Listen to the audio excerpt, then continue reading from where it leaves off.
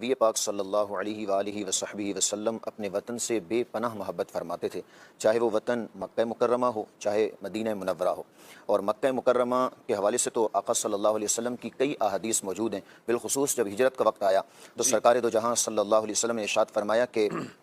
خدا کی قسم اے مکہ تو سب سے بہترین زمین ہے،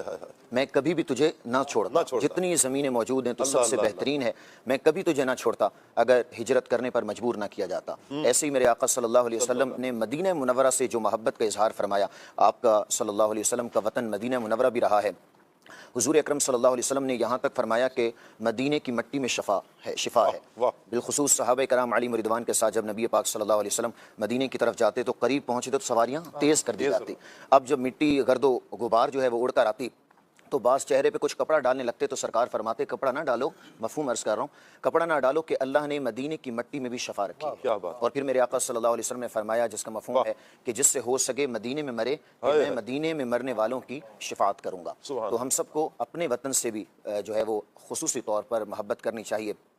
جس طرح نبی پاک صلی اللہ علیہ وسلم محبت فرماتے ہیں۔ اور میرے آقا صلی اللہ علیہ وسلم کی محبت جو وطن سے ہے اس سے فیض لیتے ہوئے ایسی محبت کرنی چاہیے کہ جہاں بھی آپ چلے جائیں آپ کی محبت میں کمی نہیں آنی چاہیے۔ کیا بات ہے، جس ملک میں بھی آپ موجود ہیں آپ کی محبت میں کمی نہیں آنی چاہیے۔ بعض اوقات ایسا ہوتا ہے کہ دوسرے کسی کنٹری میں چلے گئے جو بظاہر خوبیوں میں کچھ زیادہ نظر آ رہا ہے تو اب اس کی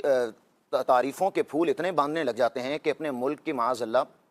زبان سے نفرت والے الفاظ نکالنا شروع ہو جاتے ہیں۔ یا کچھ لوگ وہاں جیسے کچھ وہاں رہنے لگے، نیشنلٹی کسی ملک کی مل گئی دنیاوی اعتبار سے جو ترقی یافتہ ہے، وہ پاسپورٹ مل گیا ہے تو اب پاکستان کے پاسپورٹ پر پاکستان پر معاذ اللہ نفرت والے الفاظ۔ تو میرے بھائی آپ کو دوسرے ملک میں جو ملی ہے عزت، دوسرے ملک کا جو پاسپورٹ بنا ہے وہ بیس کس بیس پر بنا ہے؟ جی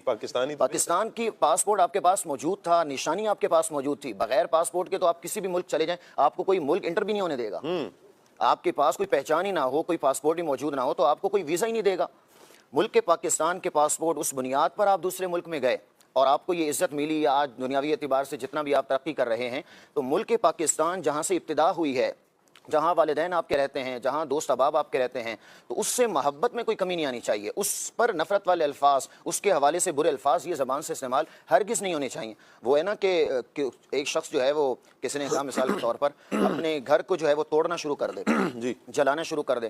تو کوئی کہے بھائی یہ کیا ہو گیا، کیوں توڑ رہے ہو اپنے گھر کو، کیوں جلا رہے ہیں؟ تو بھائی اس گھر میں خرابیاں بہت ہیں، تو کوئی بھی اس شخص کو عقل مند نہیں کہے گا بھائی اگر خرابیاں ہیں تو ان خرابیوں کو دور کیا جائے۔ خرابی کو دور کیا جاتا ہے، آپ جتنی کوشش کر سکتے ہیں اپنے حساب سے کوشش کر کے خرابی کو دور کریں، نہ کہ اس وطن کو ہی برا بھلا کہنا شروع کر دیں، معاذ اللہ وطن کی جو ہے وہ پستی کے لیے آپ کوششیں معاذ اللہ کرنا شروع کر دیں یا اس طرح کی ویڈیوز ڈالنا شروع کر دیں، یہ بالکل غیر مناسب ہے۔ محبت وطن سے ہونی چاہیے، جہاں بھی آپ موجود ہیں محبت کریں اور اپنے کردار میں بھی اتنی خوبصورتی لائیں کہ آپ جہاں کہیں جائیں تو آپ کا پاسپورٹ، آپ کے ملک کا جو نام ہے وہ ہمیشہ روشن ہوتا رہے۔ اور